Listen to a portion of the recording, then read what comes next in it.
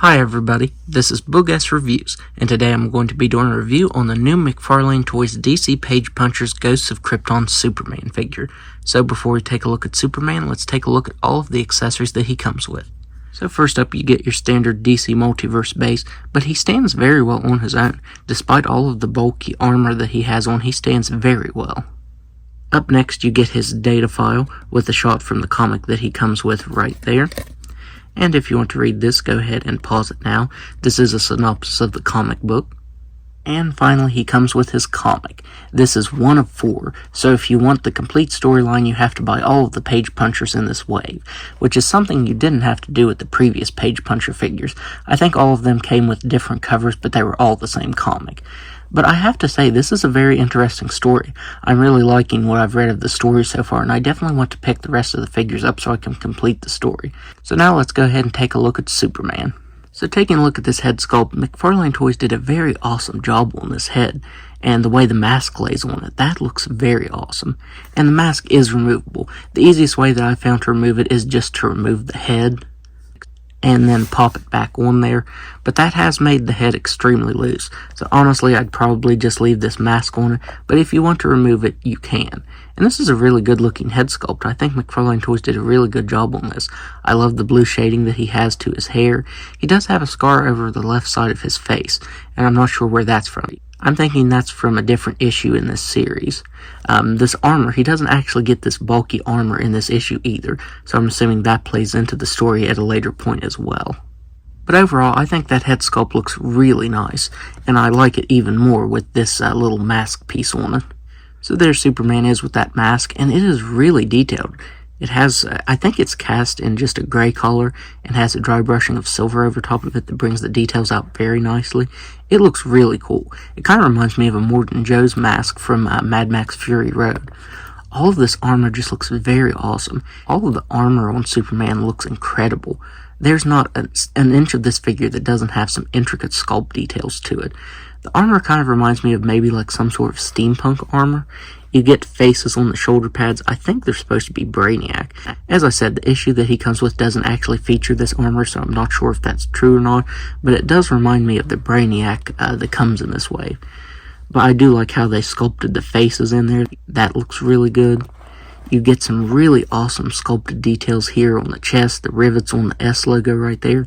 It's done in metallic red and has a dry brushing of silver over top of it that brings the details out very nicely. You get 2 different gauntlets. You get this bigger one that's kind of like a fisted hand, I guess, on the right side, and this one that has these claws on it. I just can't get over how awesome this looks. On the boots, you get that continued awesome dry brushing of silver. That brings the details out very nicely. And you get this incredible fabric cape. It drapes really, really nicely on the figure. I do wish that it would have been bendy wire in it. That way you could pose it around. But it still looks really nice despite not having that in it. And you can actually remove all of this armor from Superman. I think he looks so awesome with it, and I don't plan on displaying him without the armor. But I think it's very cool that all of this is actually removable, so I'll go ahead and show that off. So here Superman is without all of that bulky armor on, and the sculpt detail is crazy underneath all of that armor. You get all of these rivets and straps sculpted on.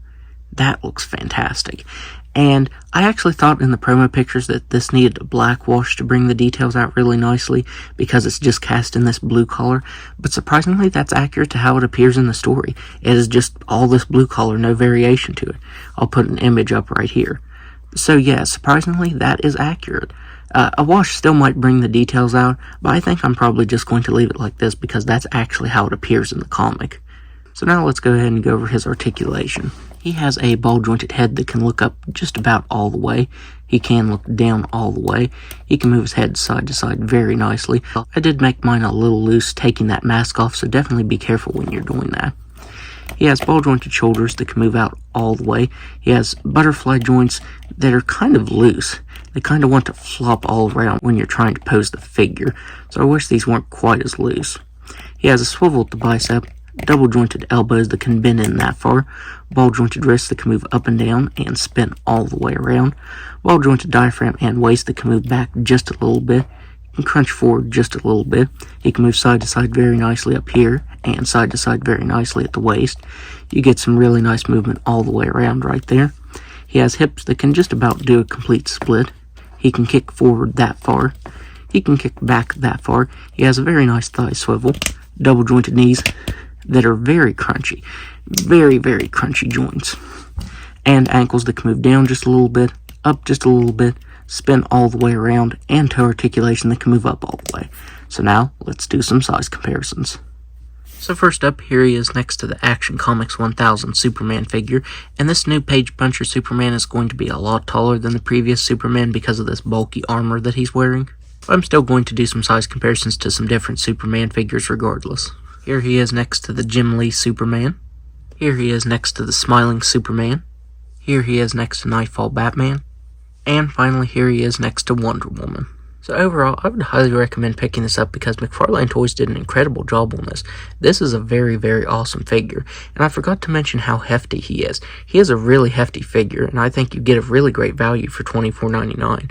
I was initially going to pass on him, but I saw him at GameStop, and the combination of how awesome the sculpt and paint work is on this, combined with how hefty he was, I had to pick it up. So yeah, if you were on the fence about this like I was, don't be, because it is incredible and one of the best Superman figures that McFarlane Toys has done. So that's my review.